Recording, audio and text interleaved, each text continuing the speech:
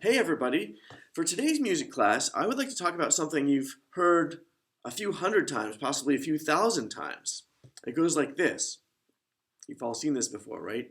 Do, I'll sing it here. You can sing it on the high do. Ready? Do, re, mi, fa, so, la, so, fa, mi, re, do. Good. Now you've heard that many times, thousands, hundreds, I don't even know, I lost track. Have you ever wondered where those syllables come from and why we sing those and not something else? Well, it's kind of an interesting story. I've been wondering the same thing myself. So I did a little digging into history and I thought I would share with you where that came from. Before we get too deep into the history, let's just take a short trip back to the 1960s when there was a song that you've probably all heard this before, a song from The Sound of Music, made famous, written by Rodgers and Hammerstein, I'm not sure. Anyway, do, re, mi. If you know it, you can sing along. Do, a deer, a female deer, re, a drop of golden sun, mi, a name I call myself, fa, a long, long way to run, so, a needle pulling thread, la, a note to follow, so, tea, a drink with jam and bread, that will bring us back to do, do, re, mi, fa, sol, la, ti, do. Alright, so that song was from the 1960s, which was not that long ago. Well, to you guys, it seems like a very long time ago because it was before you were born. It was about 50 some years ago. So to get to the original syllables, though, and where they came from, we have to go back even further. We have to go back about 1,000 years. Before we do that, one of the syllables was quite different. It sounded like this. So you can echo me. So, fa, mi, re, ut. Ut? Did you hear that? Yeah, that was right. Mi, re, ut. So there was no do originally. They had ut. Where on earth did that come from? Ut is the first word from a hymn that was sung in church about 1,000 years ago. Ut. So we need to put on our time travel hats and think about what it was really like 1,000 years ago, because that was so long ago. Most of the stuff that we have around us today didn't exist. For example, electricity. They didn't have electricity. The piano had not even been invented yet. The language we speak, English, was not around then, at least not the way we would understand it. If somebody was speaking Old English from 1,000 years ago, we probably wouldn't even understand them. And in church, the language that was used was Latin. So Latin is a very old language. It was actually around 2,000 years ago and before. It was around when Jesus was alive, Latin. So it's a very old language. That's where ut comes from. And here are the words of the hymn. Before I sing the hymn, I just wanted to show you the words. I don't expect you to understand it because it's in Latin, but just to show you what it looks like. So we start with ut, right? It sounds like this. I might mispronounce it, but I'll do the best I can. Ut queant laxis, resonare fibris, mira gestorum, famuli tuorum, solve polluti, labii reatum, sancte Johannes. So there's ut at the beginning, right? Sancte Johannes is actually Saint John. So I'll show you an English translation. Okay. I took a little bit of Latin, not enough to translate this. Someone else did a translation. So it sounds like this. So that your servants may, with loosened voices, resound the wonders of your deeds, clean the guilt from our stained lips, O Saint John. Now that's still quite a mouthful. What does this mean? Let me just sum it up. Let's see. Clean the guilt from our stained lips. So basically they're talking about washing away sin, right? It's basically a prayer saying, please take our sins away. So We pray the same thing today. So that part hasn't changed in 1,000 years. All right, back to the words. Let's just do this quickly. All right. So watch what I do with my pen. I'm starting with ut, right? Let's see if this looks familiar. Ut, re, mi, fa, sol, la. Oh, does that sound familiar? All right, here comes the hymn. Okay, here's our old hymn from about 1,000 years ago. So I'm going to sing it for you. I just want you to picture while I'm singing that this would have been sung by monks in a church a long time ago. So imagine a whole bunch of men wearing robes, and they'd be singing in an old stone church where the sound echoes and echoes and echoes. So right now you just have me in the choir room, and I don't have a cool costume. I wish I did. So imagine that sound.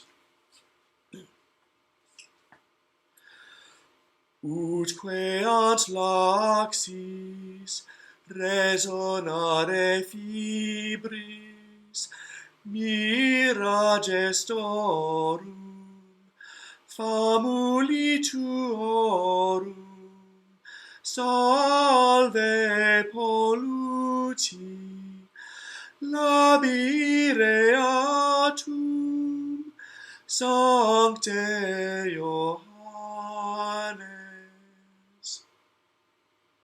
All right, so you're probably looking at this piece of music and thinking, whoa, this is very different from what I'm used to seeing when I open up music. Not just because it's in Latin. You might think, well, where's all the quarter notes, half notes, whole notes, eighth notes? I don't see any rests. What is this? Well, this was 1,000 years ago. Those things had not been invented yet in the modern way that we know them.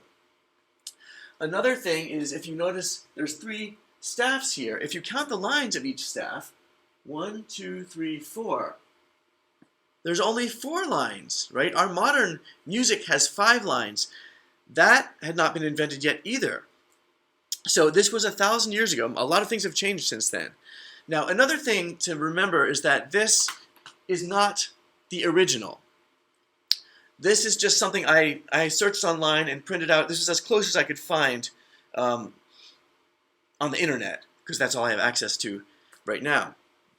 The original would have been handwritten, because everything was handwritten back then. They didn't have a printing press even. So that's the way books were made. It would take, people would write out by hand. It was usually, the Bible was one of the most important books. That was all written out by hand. Or hymnals for church, also all handwritten, usually by monks. Not everybody could even read and write back then. So monks kept a lot of important traditions alive. One of the monks was named Guido. This was in Italy a long time ago, in the town of Arezzo. So they called him Guido d'Arezzo, because he was Guido from Arezzo. Anyway, Guido took this hymn. He noticed, he said, Now someone's already circled these notes for us. He noticed that the first syllable of each line gradually went up. So we've got ut, re, mi, fa, sol, la. Well, we don't have there wasn't a T yet. What somebody did was they took S, and this used to be an I. C, they made a C, and then we turned it into a T. Anyway, eventually, somebody realized that ut is not the best syllable for singing, and replaced it with do. So we have this system which was started by someone named Guido a long time ago. It's called solfa, solfege. It has many different names. But the system of using do, re, mi, fa, sol, la, ti, do to sing up and down the scale is a great way to learn music. Also, Guido was one of the first people to realize that you could write down music using a lot of the same stuff. So he came up with an idea of using lines and spaces. And if you start here with the do, I'm going to say do even though it says ut. If you go do, space, right? Re is a line. Mi is a space here. So if I say do, mi, I know in my head that I've skipped over re, which is the line note in the middle. So using lines and spaces and solfege, solfa, is a great way to learn to read and write music. Alright, I'm back at the piano. I hope that was kind of an interesting tour of history to find out where the do, re, mi, fa, sol syllables came from. The hand signs came much later. I'd like to talk a little bit about why we use certain signs for certain notes. And there were several people who had a hand in making up those signs. Get the joke there? Alright, so do is the first note of the scale. That's super strong, right? You've all played rock, scissors, paper, right? And the rock, that's about as strong as you can get. So, do. Now there's 3 notes in the scale that are really important for our harmonies today. And that's do, mi, sol. If I play them all together, 3 notes, that's what we call a triad, right? 3 notes, 1, 2, 3, try. So it's do, mi's in the middle. Notice that's also a strong shape, right? It's kind of like a flat table or a stable flat surface. So you just take your flat surface and twist it up like this. So those are all strong hand shapes, right? Do, mi, sol. I couldn't do it while playing, but you get the idea.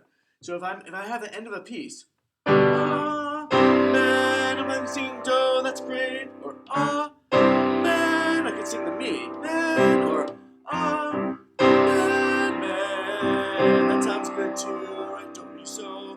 If I sing any other note, if I sing re at the end, it's gonna sound a little funny, right?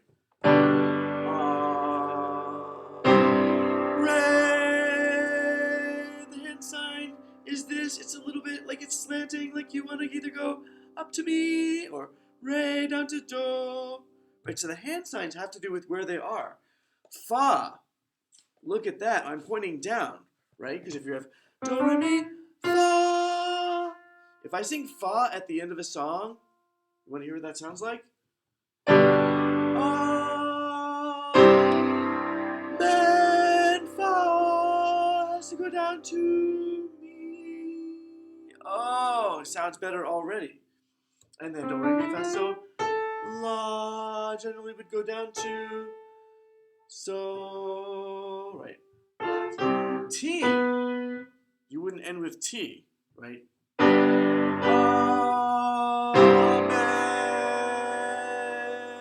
You want to go up to do. Right, now I'm talking about traditional harmony. There are plenty of jazz pieces that do use those notes. Like here's a fancy jazz chord. Here's the ending. Whoa! I do have actually that is actually like the 9th in there. That's like the re. But even though I had all kinds of crazy notes, at the very bottom, what have I got? Do is super strong at the bottom. So even a crazy jazz chord has do. And we have in the choir room right here, I'm going to show you these signs one last time. Do, re, mi, fa, sol, la, ti, do at the end. Alright, that pretty much wraps it up for today here at Bethany. If you want to watch the rest of the video, it's actually a whole separate video that I made earlier this week to send to some of the younger grade levels. It takes place at home in my garage, because most of the time I'm actually at home too, just like you guys. So I included it. I thought maybe you'd like to watch it. So, alright, I'll see you next week. Hey everybody! Alright, I know we're all at home. I thought, why don't I actually make some videos from at home too? So, since I spend most of my time at home as well. So, here I am, I'm in the garage. It's not super exciting. I'm not going to show you the whole garage because it's a little bit messy, to tell you the truth. Because we use our garages to store things. So, but I thought this would be a great time to show you how you can actually make music at home using things you probably just have lying around. Alright, here we go. Okay, I'm going to use a bunch of things that I just found around the garage. The first is a set of plates. So they look like this when you take them out of the package. Just regular basic plastic plates. It doesn't matter what size it is. Could be paper, could be plastic. Doesn't matter at all. But you probably don't want to use your very finest plates. But anyway, these we're going to use for the basic beat. So more on that later. It'll all make sense in just a second. So plates that I found around. I also took a look around and found this big box of Legos. We've got several boxes of Legos from over the years. So I'm going to use these to make different note values, and I'll show you how you can make up your very own rhythms using stuff like this. Stay tuned. Okay, now I'm down on the floor here. I've got my 4 plates. I'm going to put these out here.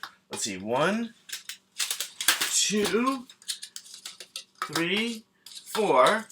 I want 4 plates because I'm going to have 4 beats, right? So it's going to be like 1, 2, 3, 4, right? 4 steady beats.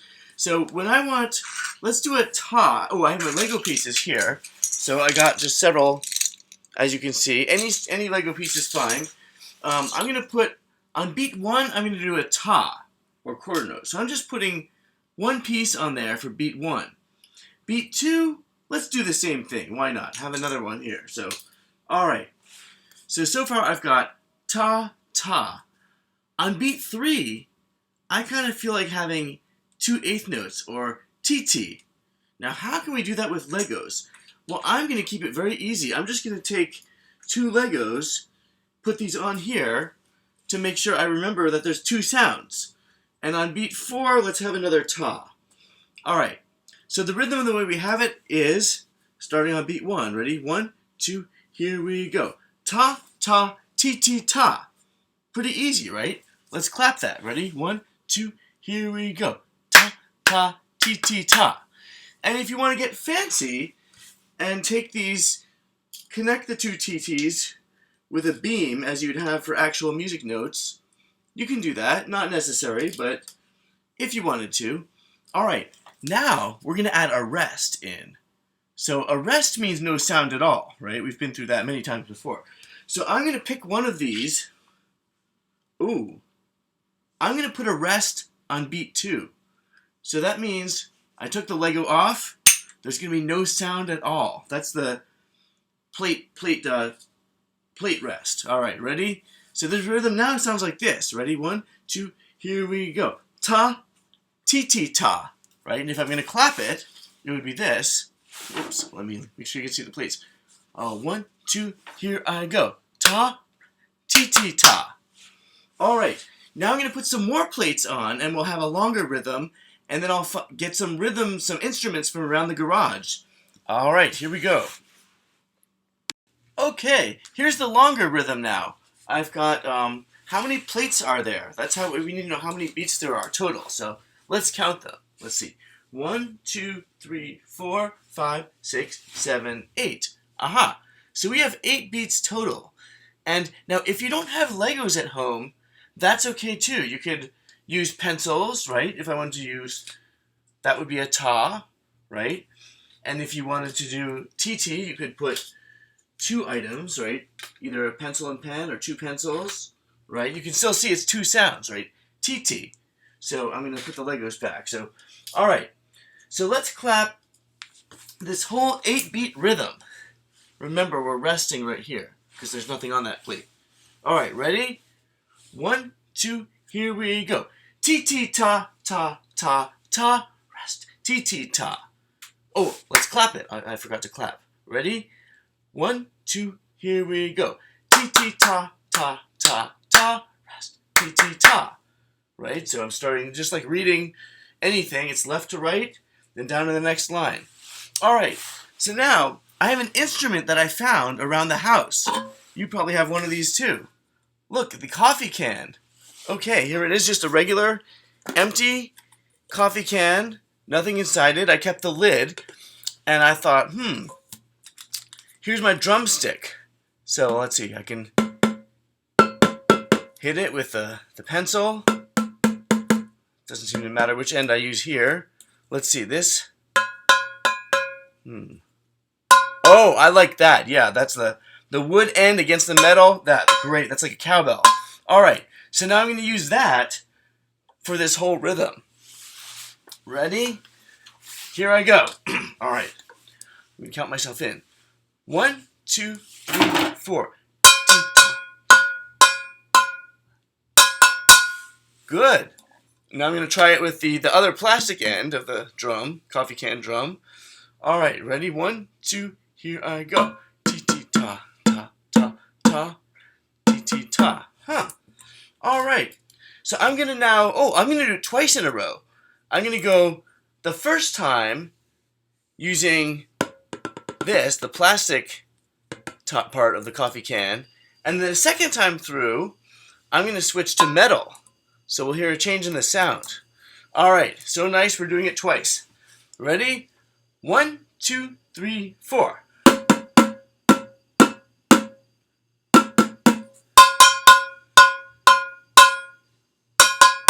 Good, you can hear the difference right away, right? All right, I'm going to look for some more instruments. All right, now I'm just going to experiment with a whole bunch of things I found just lying around the garage.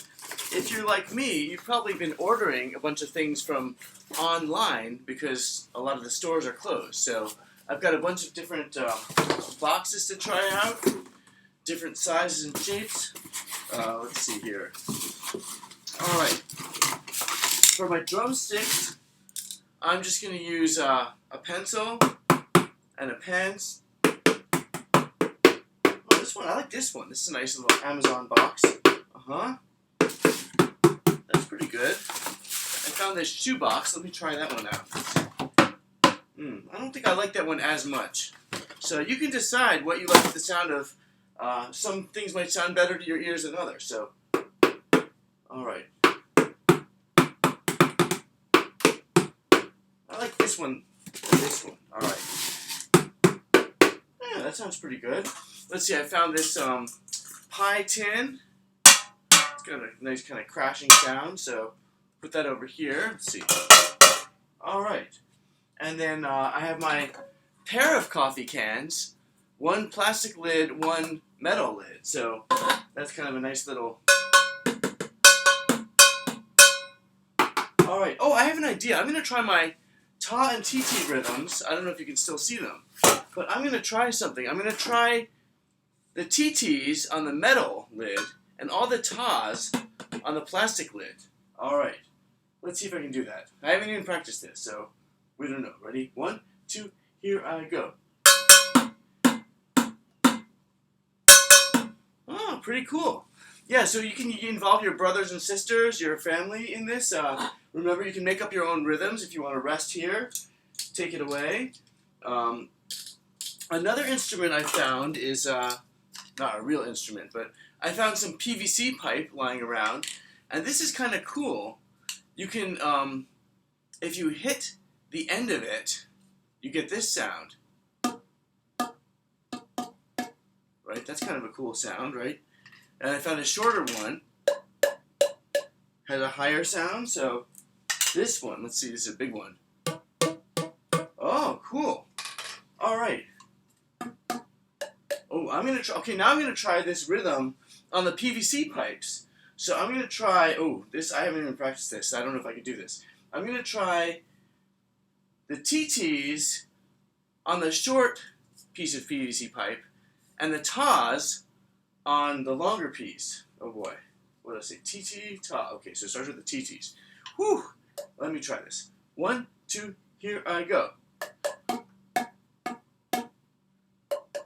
Oh, that kind of sounded like something. So, yeah, so you can get creative at home. You can make up your own rhythms. If you want more than 8 beats, you can put out more than 8 plates. Just keep them all lined up. If you want to have a rest, take the beat off. If you want to put a beat on there or ti-tis, it's up to you. So get creative. You've got probably more stuff at home than you thought. Just make sure it's safe objects, so nothing too sharp or dangerous. All right, have fun. It's a real garage band. Okay, for the grand finale, I just looked around in the garage and found a few other things that I thought would be kind of cool. I've got this, I've got my coffee can duo with the plastic and metal lid. I've got the, let's see, the laundry bucket, that just regular bucket, just turn it upside down, makes it a kind of nice sound. few more plastic pieces. Oh, and this is kind of cool. I found this Lego piece. If you scrape it with a pencil, that's kind of a cool sound. So, alright, here we are. The grand finale using the homemade GarageBand drum set. Here we go.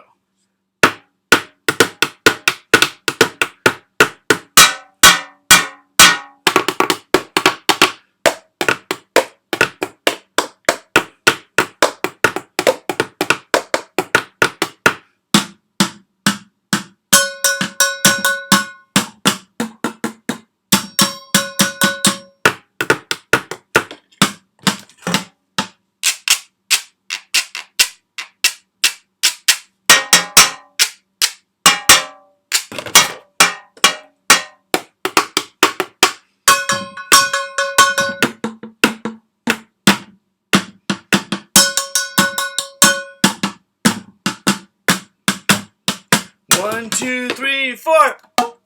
With the PVC pipe at the end. Alright, there we have it. Not the best performance in the world, but you get the idea. You can have fun with whatever you happen to have lying around the house. So, I'll see you all next time, and that's it, the GarageBand.